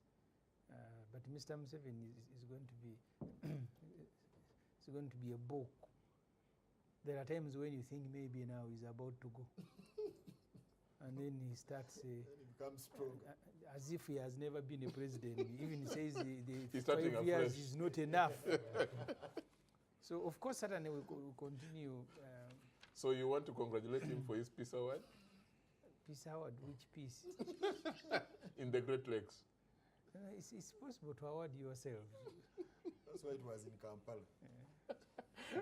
Thank you so much. This is that has been the voice of Honorable Semujju Ibrahim Nganda, MP for Kira Municipality, discussing this evening together with Honorable Fred Mbidde, Yala MP, and lawyer Male Mabirizi. And we wish you the best. We wish you good luck, and we shall be following. And for us students, we want more jurisprudence created. So the more it goes, the faster it goes to the Supreme Court, the better for us. Whatever comes up, we shall continue learning. It is still a learning curve. And Mr. Ofono Pondo, the indefatigable spokesperson of the NRM, thank you so much. And tell President Museveni when he's going to Nebi, he's crossing that Nile, he should take a bigger pass because that is a girls' school, and we were girls, and it has trained a lot. For 50 years, it has done a lot for this country. I know that area has So, also given him votes. yes, so you have to take a bigger pass on Saturday. Mr. President, if you're watching, I know you watch, take a bigger pass to our people as well, so that we can, something closer to Rukunjiri, so that we can also feel part of, you see. But from the technical... Why not something bigger? Yeah? Why close? Why not bigger? Something bigger than Rukunjiri, yes. We would love that. We would love that. But from the technical team here, from the front line, thank you so much from the entire technical team. We say thank you for always making sure that this show comes your way. To you, especially out there who sits out there to watch and listen to this show, we appreciate and we really we value your time. Thank you so much. Until next week, this is the Frontline. Keep it here. Bye-bye.